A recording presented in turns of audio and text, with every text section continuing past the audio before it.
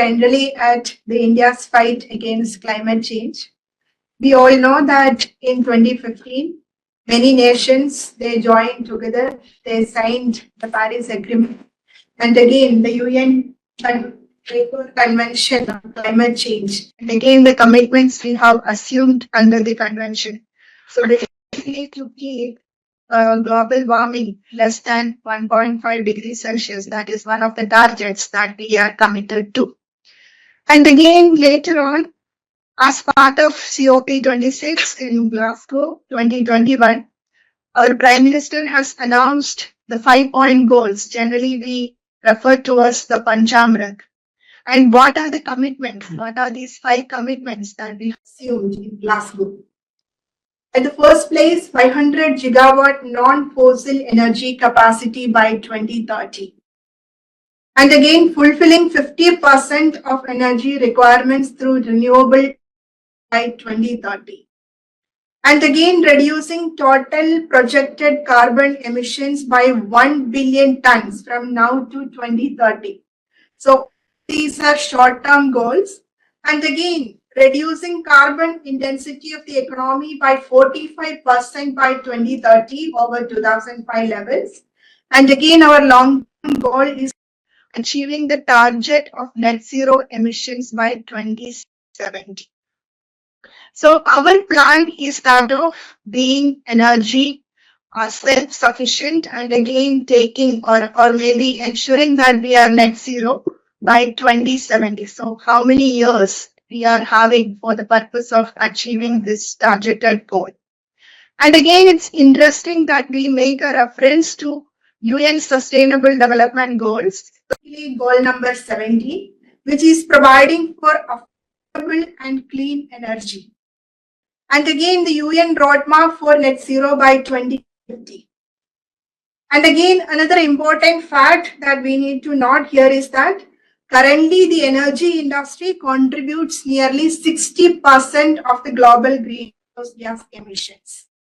So the point is that of how actually we can manage the transition challenge if these are our commitments and goals. And we are having so many hurdles that also we will see. So how we are planning to manage all these difficulties towards the path of net zero in 2070. And certain background facts that are relevant for our discussion. India ranked 3 in the highest greenhouse gas emissions. And again, India is the 7th most affected due to climate change.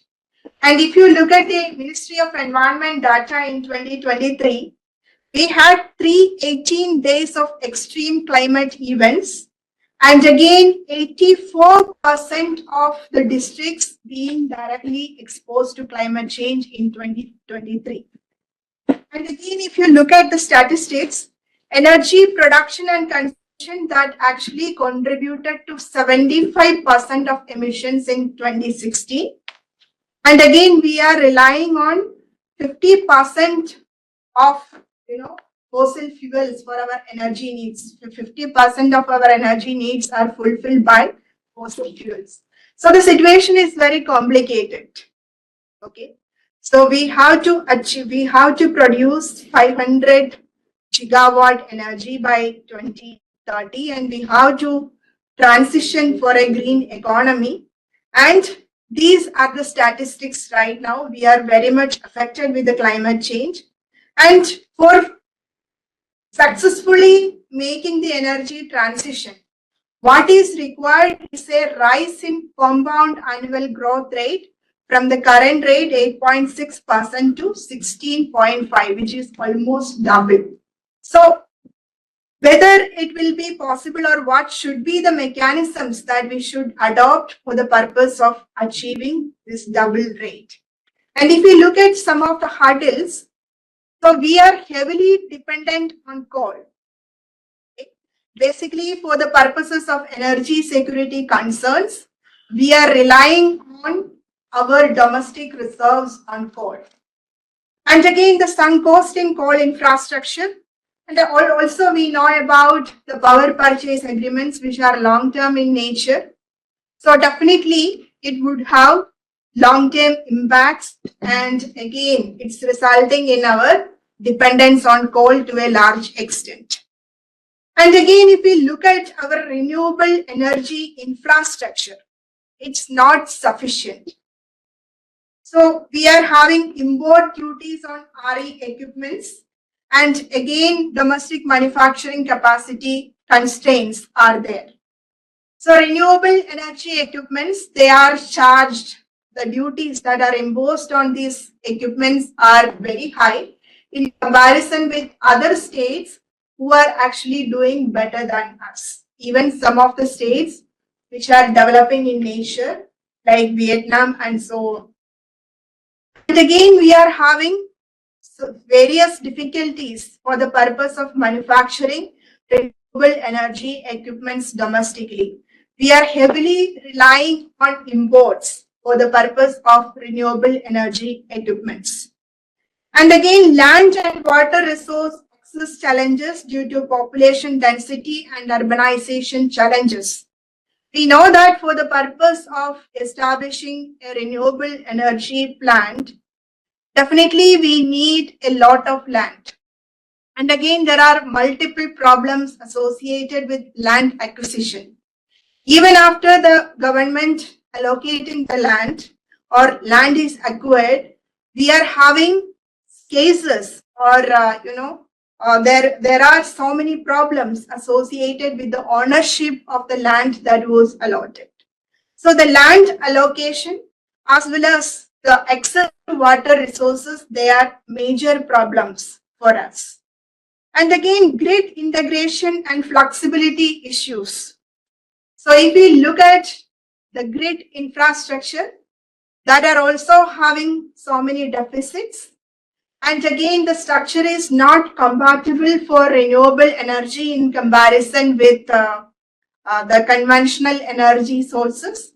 So we need to develop further to ensure that our grid facilities are stable for renewable energy production. And again, the electricity that is actually developed through renewable energy. And again, insufficient energy storage solutions. Definitely, we need technological improvement and access to technology for the purpose of storing the energy that we are actually generating. So for that particular purpose, we need international cooperation and again, availability of the technology, indigenous technologies. We need to have research and development happening in this particular area. So these are some of the problems from the point of view of infrastructure. And again, another challenge probably we could connect with all these challenges is the poor financial health of our discoms. So there are, so many problems attached with state discoms. And again, whether the electricity is affordable for the common public, that is again another concern that we should, whenever we think about the poor financial health of our discoms. So market and other economic constraints. So if we need a lot of investments for the purpose of ensuring that our investments are renewable energy friendly. And if you look at the financing options, the green energy financing options are very limited. So we need to improve upon the options that are available for various renewable energy projects to attract investments that are actually environmental friendly or green finances.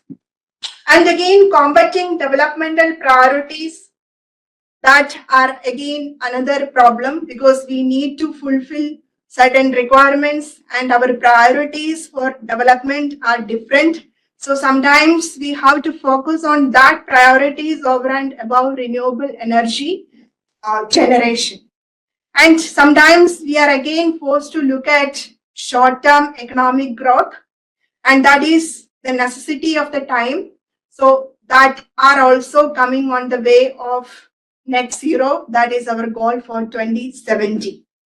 And again, energy affordability concerns and subsidized conventional energy. So if you look at the energy developers, probably the conventional energy developers, they are much more benefited from the point of view of subsidies. So we might have taken away the subsidies for hydrocarbon resources. And again, we have introduced subsidies for electric vehicles. But still, whenever we look at the energy generation or production per se, they are more economical. Conventional energy resources are more economical because they are stable over a period of time. And energy affordability, of course, we know that electricity is a fundamental human right. So access to electricity and again providing electricity at an affordable price, that is a challenge. And again, to what extent our villages are actually getting access to electricity at an affordable price, that is something we should think about.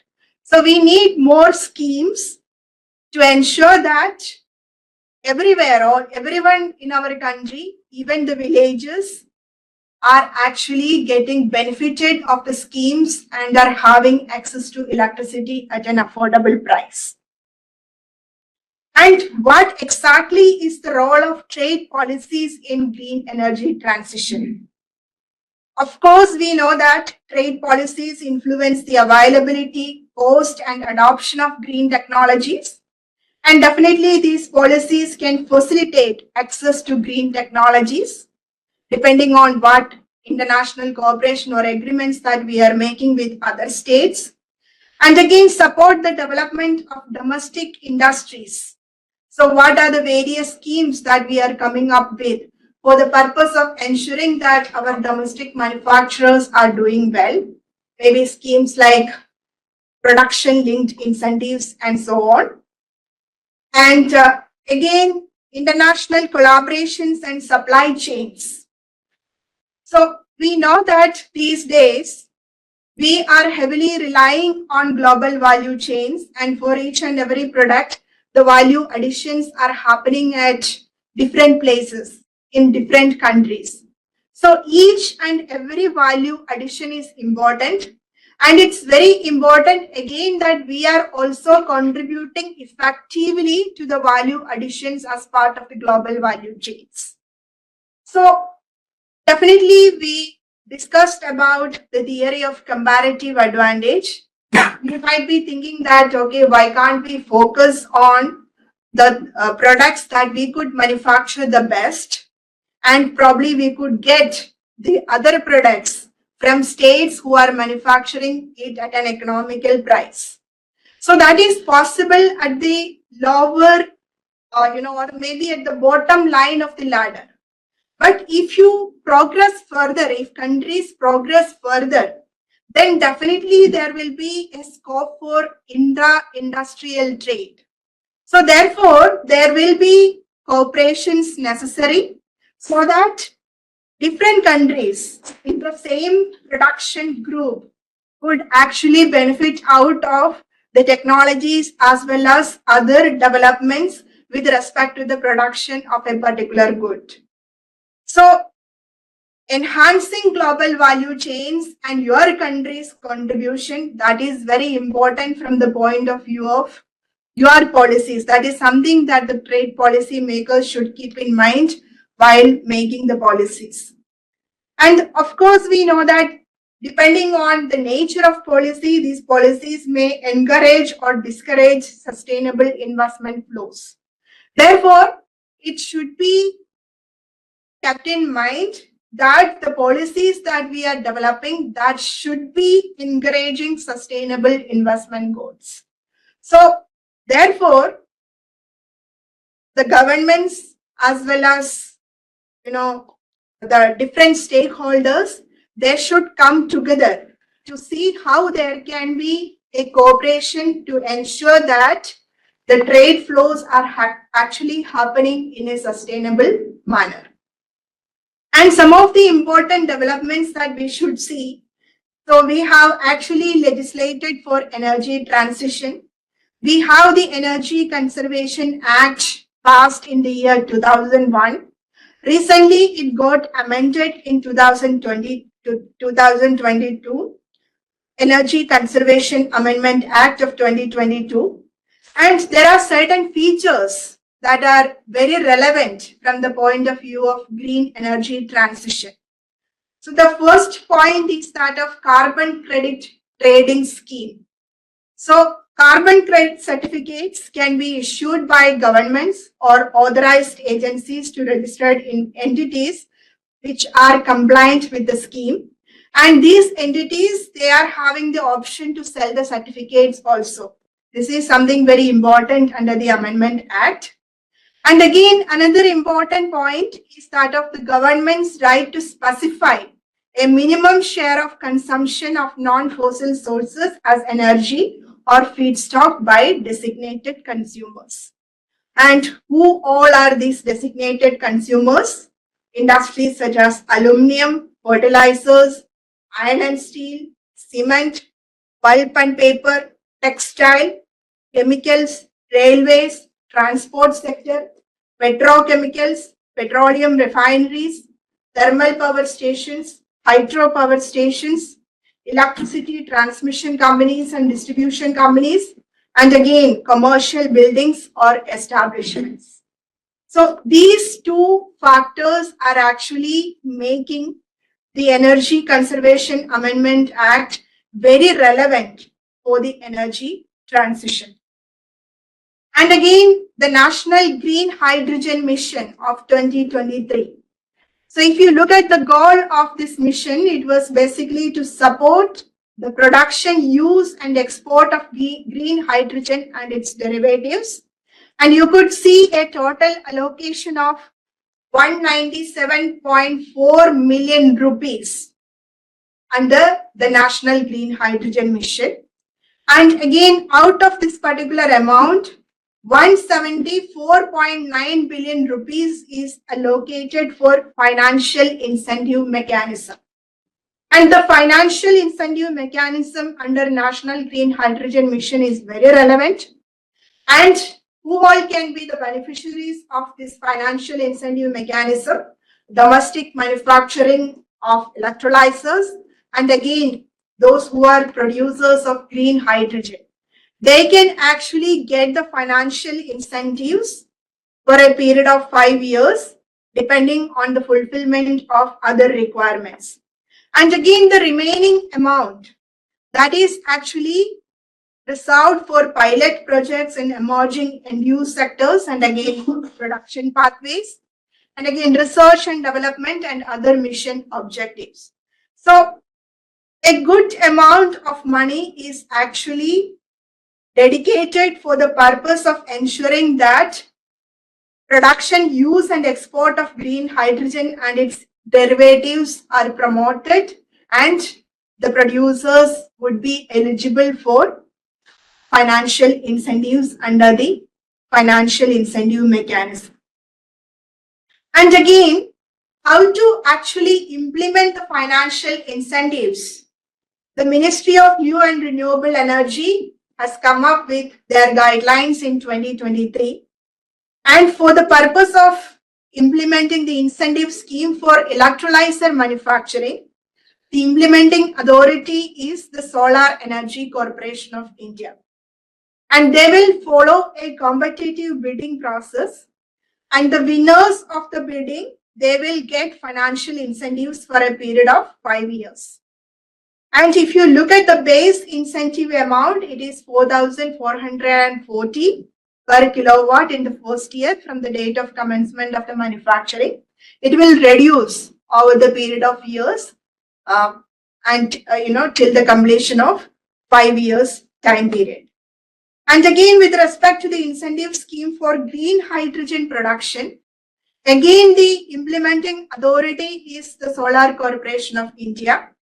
And again, here the bidding happens on the least incentive demanded over a 3-year period through a competitive selection process.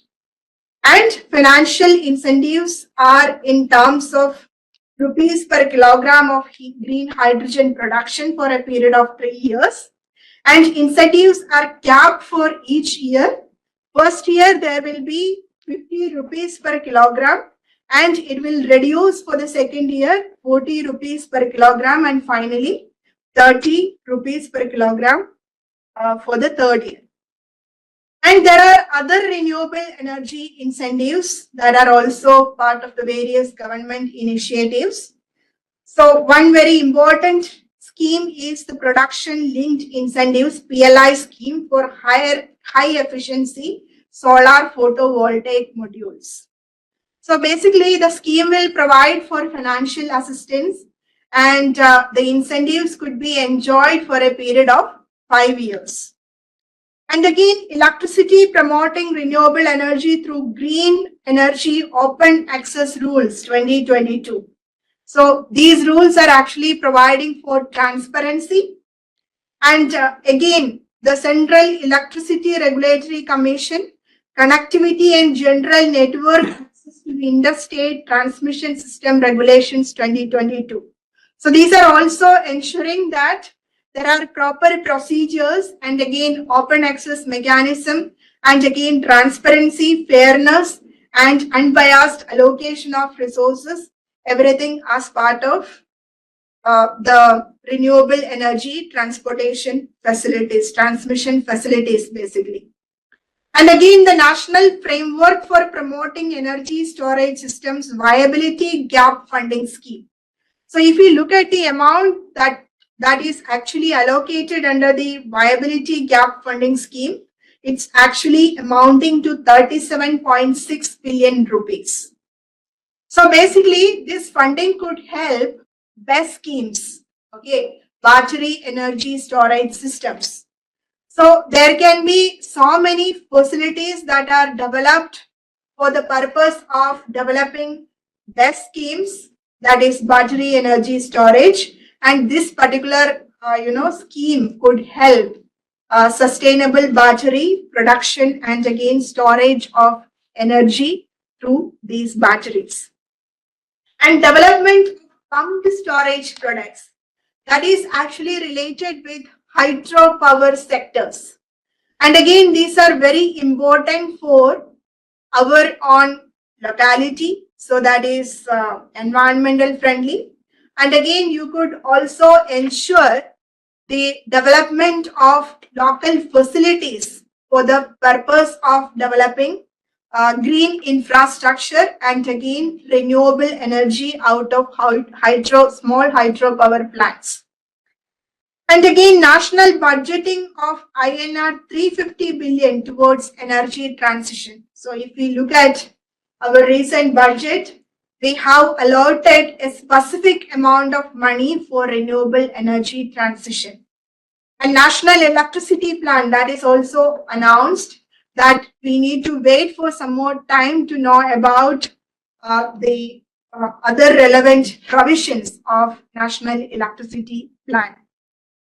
And we are also promoting biofuels and electric vehicles for the purpose of achieving net zero by 2070. And definitely we have a national biofuel policy of 2018. And again, we know that the ethanol blended petrol scheme, so that is actually allowing the oil manufacturers to sell petrol having ethanol component up to 20% to be sold, all across India. And again, if we look at the GST rate that we are actually, imposing on these products, the ethanol blended petrol, so that is actually reduced from 18% to 5%.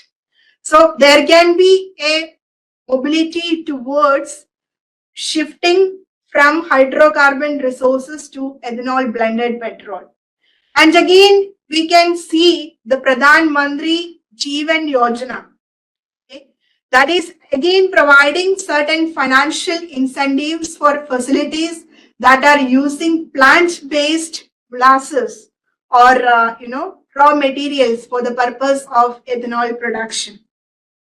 And electric vehicles, definitely we have subsidies for electric vehicles. And you might be knowing about the FAME scheme. Okay, fast adoption and manufacturing of hybrid and electric vehicles. So that particular scheme is actually a game changer. And again, we are trying to promote our electric vehicles. And again, for that particular purpose, also we have state-wise electric vehicles policy. And again, we have GST rates, okay, reduced from 28% to 18%. And again, if we look at the chargers or charging stations, the GST rates is reduced from 18 to 5%. And again, the charging stations, they do not require specific permissions under the Electricity Act 2003 for them to be operated. So also there would be a facility, or maybe this provision is there so that there can be enough or adequate, affordable charging infrastructure that we could develop in a short period of time, so that we can actually motivate our general public to shift from hydrocarbon vehicles to the electric vehicles. And nuclear energy development, that is again something we are very much focusing on because of certain reasons. At the first place, this is one of the cleanest sources of energy. And again, the carbon footprints that are very less in comparison with other resources. And again, the land required for the nuclear reactors, that are again very less in comparison with other renewable energy plants. So nuclear energy is not coming within the category of renewable energy per se, but definitely we can think of nuclear energy as a source of green energy. It's not renewable as per classification, but it is green. And definitely under our various policies, we are in the process of making Bharat reactors. And again, we are facilitating research and development for Bharat small reactors modules. Okay, these are very important. Definitely, we have a lot of thorium deposits. So indigenously, we can have certain technologies, and we have a very high potential to generate a lot of green energy using nuclear energy development. So this is something very important from the point of view of India. And again, waste efficiency. We are having, waste efficiency rules, maybe for the disposal of e-waste, as well as, the battery, how we should dispose the used batteries or the exhausted ones. So basically, these rules are ensuring that waste disposals are also happening in a sustainable manner and not resulting in the production of, or maybe it's not resulting in any harm or not resulting in climate change. Again, something that we need to take care of. And we also have measures to promote private sector investment. If we look at our foreign direct investment strategy, we have 100% investments in the renewable energy sector under the automatic route. So that means you don't need the government permission for the purpose of investing under the automatic route. And we also have green deposits. Okay. So the Reserve Bank of India has come up with certain guidelines for green deposits. So under the guidelines, it would be possible for anyone to make green deposits, and that could be actually taking care of the interest of the depositor as well as the sustainable needs of the beneficiary, the customer basically. So this is again another important thing, that we could get funding for the purpose of renewable energy facility customers. And again, sovereign green bonds. So recently we have raised around 16,000 million, rupees as green sovereign bonds, So we have issued green sovereign bonds, and by issuing this green sovereign bonds, we developed this much amount of money that is actually showing our commitments and continued efforts to achieve net zero by 2070. And green bonds. So it's different from sovereign green bonds. Green bonds, you can probably look at the SEBI rules, the securities regulators, SEBI.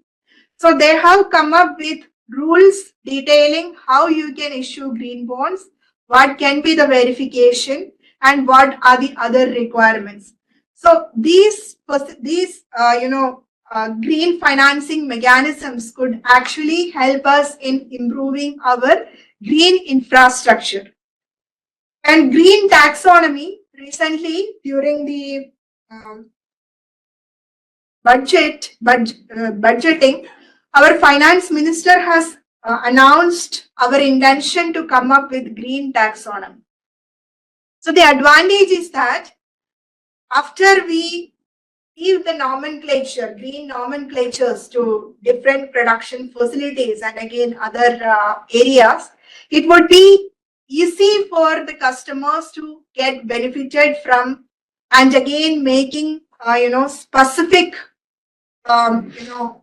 investment funding depending on the requirements that are there with respect to each and every sector. So specific fundraising that could be possible if we come up with green taxonomy. And again, SEBI business responsibility and sustainability reporting mandate. Okay. So almost top 1,000 listed companies are under the mandate of the responsibility to report with respect to their ESG performance. Environmental, social, and governance performance. And that is basically ensuring that, companies are making ESG as part of their corporate strategy to ensure that the activities are, definitely environmental friendly. And again, the mechanisms that they use that can actually promote sustainable development. And these reporting requirements, if we look at the international standards, they are aligning with the international standards. Okay, global reporting initiative as well as the task force on climate related financial disclosures. So these norms are satisfied with respect to the SEBI business responsibility and sustainability reporting. And renewable energy auctions. The government has also come up with this particular scheme of renewable energy auctions. And in every year, government would be auctioning around 50 megawatt of renewable energy, so that, that can actually promote our, transition to a green economy by promoting the renewable energy production and facilities. And import and export of clean energy technologies, that is very, very important from the point of view of our trade policy. Definitely, we need advanced technologies, and from the point of view of India, the critical technologies that we require are in the context of solar panels and wind turbines, because we are leading in solar and again wind power production. And again, for the purpose of ensuring that right now we are relying heavily on imports to ensure that these RE materials are effectively manufactured in India, we have come up with certain measures like local manufacturing under the Atmanirbhar Bharat Self-Reliant India campaign. And under these, initiatives, we can definitely ensure that we can reduce cost. And again, we have diversity with respect to the sources in the production of renewable energy equipments. And again, renewable energy equipment tariffs and subsidies. So we have implemented a variety of trade measures to protect and incentivize the domestic manufacturers, safeguard duties on solar modules from countries like China that have been introduced for the purpose of supporting domestic manufacturing. And again, subsidies for manufacturers of renewable energy components like solar cells, modules, and wind turbines. So basically, that will help reducing the dependency on imports, and that can again stimulate local industry development. But definitely, here we need to ensure that there should be a balance between protectionism and again, we being very competitive in the global market. And we can also make a reference to short-term import tariff liberalization of key inputs. So the custom duty exemption of capital goods that are used to manufacture the lithium-ion batteries that are actually provided under the financial budget 23-24. So we are ensuring that, we are also making our legal regime trade friendly, and again the raw materials that we actually require that we could actually get at an affordable price, and we could actually make them available from diverse sources as well. And international trade agreements and partnerships. So definitely we need to encourage collaboration on green energy innovations. So we are actually part of the International Solar Alliance. So of course we know that it's actually promoting collaboration between over 150 countries. And again, there is a requirement of facilitating joint ventures with foreign firms for the purpose of deployment of advanced renewable energy technologies. And again, influencing the foreign direct investment in green energy sectors, we have come up with various initiatives that can actually promote investments in wind, solar, and again, electric vehicles. The policies are actually investor friendly. And carbon border adjustments and global market access, we have a special session dedicated for CBAM. So I would not be going into the details of it, but we should encourage greening of industries through financial incentives. That is what we are actually doing by virtue of so many initiatives that we already discussed. And again, we need to integrate carbon pricing into trade policies for the purpose of ensuring that we have competitiveness globally. And we also need to see some of the challenges and opportunities in trade policy design. So the first point is regarding balancing domestic industry growth with global competitiveness. So definitely we need to foster domestic innovation for the purpose of ensuring that we have affordable access to green energy technologies. And again, it's very important that we implement non-tariff barriers, such as the quality standards or certification requirements, for the purpose of ensuring that the trade flow happens smoothly. And again, trade agreements with developed and developing nations for the purpose of technology transfer, as well as for the purpose of creating a fair market. And addressing supply chain challenges that are also very important. So we need to ensure that supply chains are secured for critical minerals. And again, promoting circular economic models could actually help us in ensuring all these goals. So finally, what we can actually do for the purpose of ensuring that our trade policies are drafted in such a way that it's actually aligning with global standards, promoting transition to green economy. So we need to reevaluate trade policy from time to time for the purpose of ensuring that there is balance between fiscal concerns, the imperatives of energy transition and universal energy access.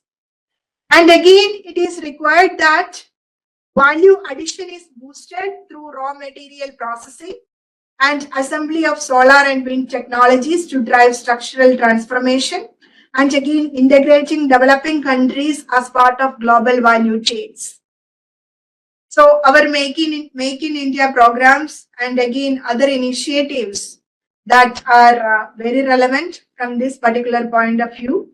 And again, South-South trade and regional integration that can also play a very important role for the purpose of ensuring that the tie between developing countries are strengthened in such a way that their participation in the renewable energy value chains can be taken care of very well.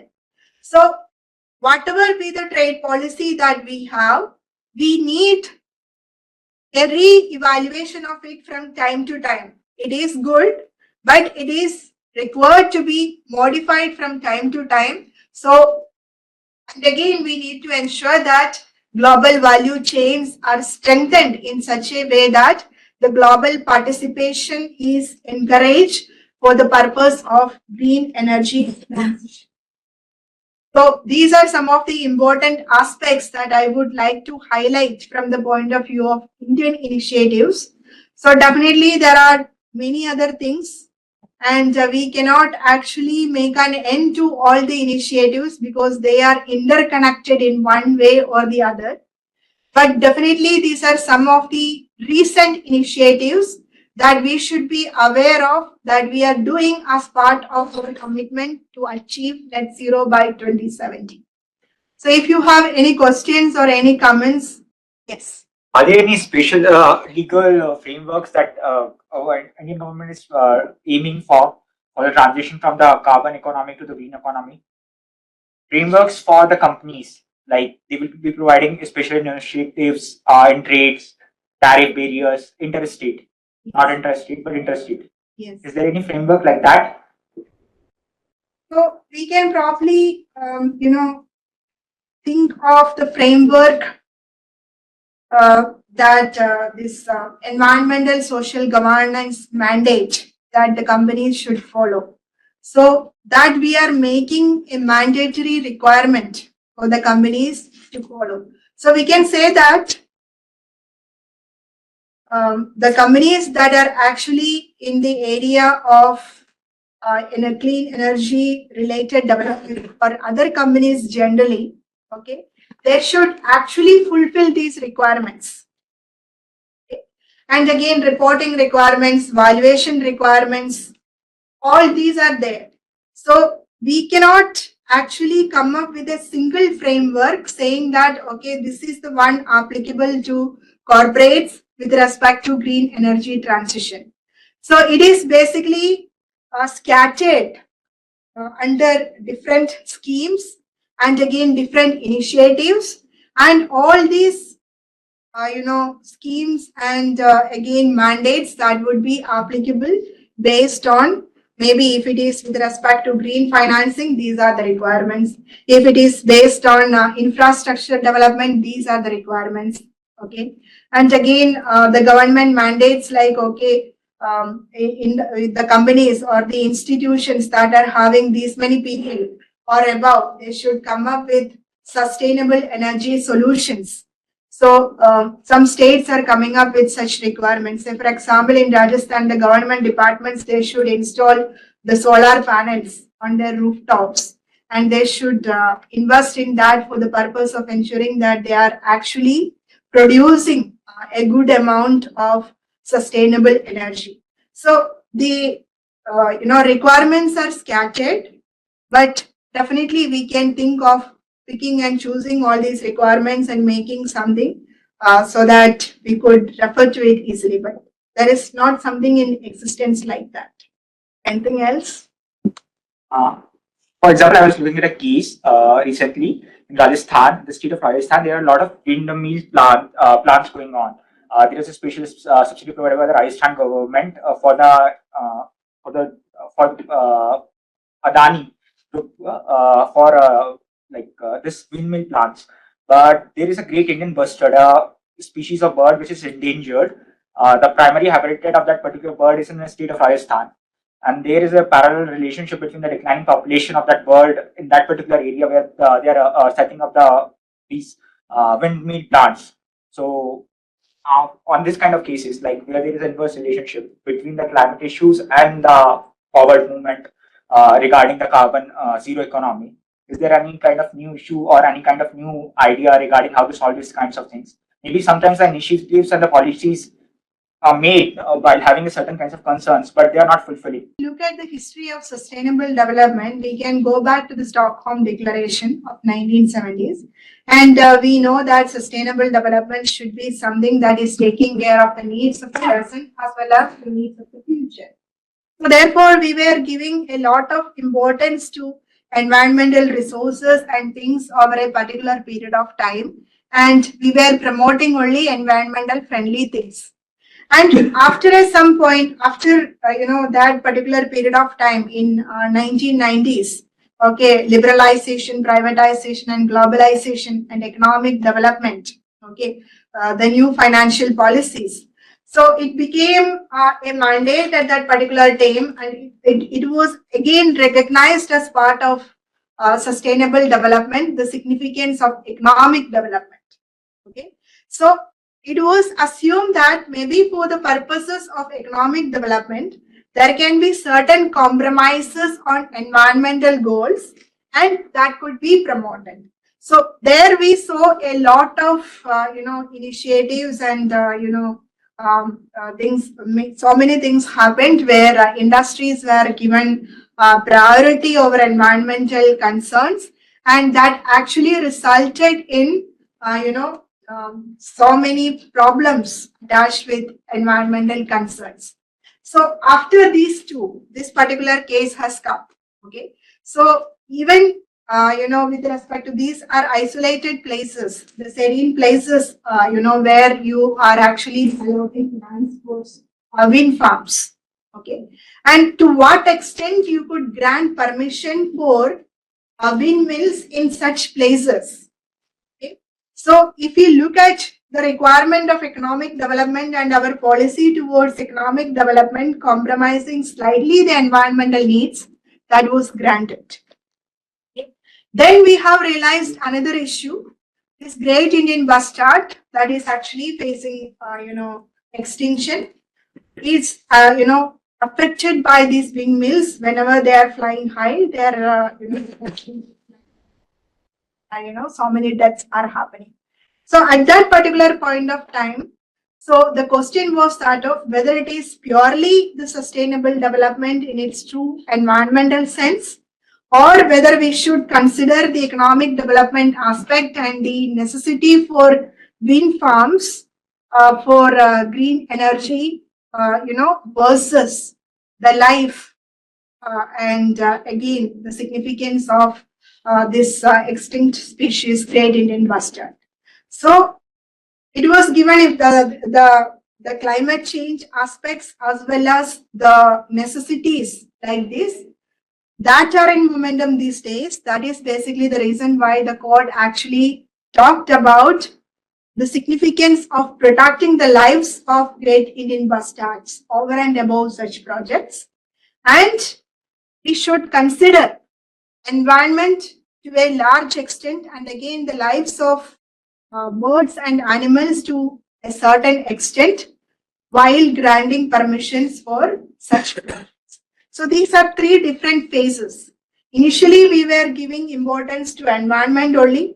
Then we realized that we can't economically prosper if we give importance only to environment. So there can be slight compromises. And we made compromises to such an extent that it actually affected environment and other species. So now we are saying that, so if it is having a negative impact on animals or birds or the environment, considering the area where these plants are located, we can't think of such plants in such area for the protection of the lives of these rare species. Okay. So we are now in the middle way, okay, and saying that environment is our primary concern. Climate change is our primary concern. And again, this should be linked with certain other developments that we are having in the context of climate change. Recently, we have a Supreme Court decision, Ranjit Singh versus Union of India, where the court clearly said that, your right against climate change is a fundamental right under Article 21 of the Constitution of India. Okay, so now we are giving importance to these rights. And again, for the purpose of ensuring that these rights are well protected, we need to recheck our permissions that are granted for the purpose of establishing these plants. Adding to that as well, if you go for the Taj trapezium case that happened and the refinery that was nearby the Taj.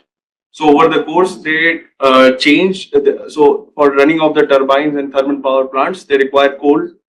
So over the course, they have changed to natural gas. And in most of the PSUs that are running, they will try to do that. So that has been a pilot project that they have set up. Also, we have now started a PSU, which is run by the government, which works in the solar area. So they are trying to get, since the power generated through renewable energy is not enough to run these big turbines. So they are constantly working on that. Taj trapezium was a 99 case, but we are still.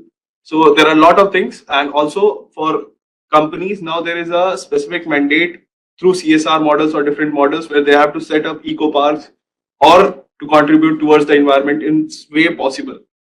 So we have to go ahead with the industrialization and to prosper manufacturing and everything. But somehow we have to give back to the environment. So that has to be the case. Last part.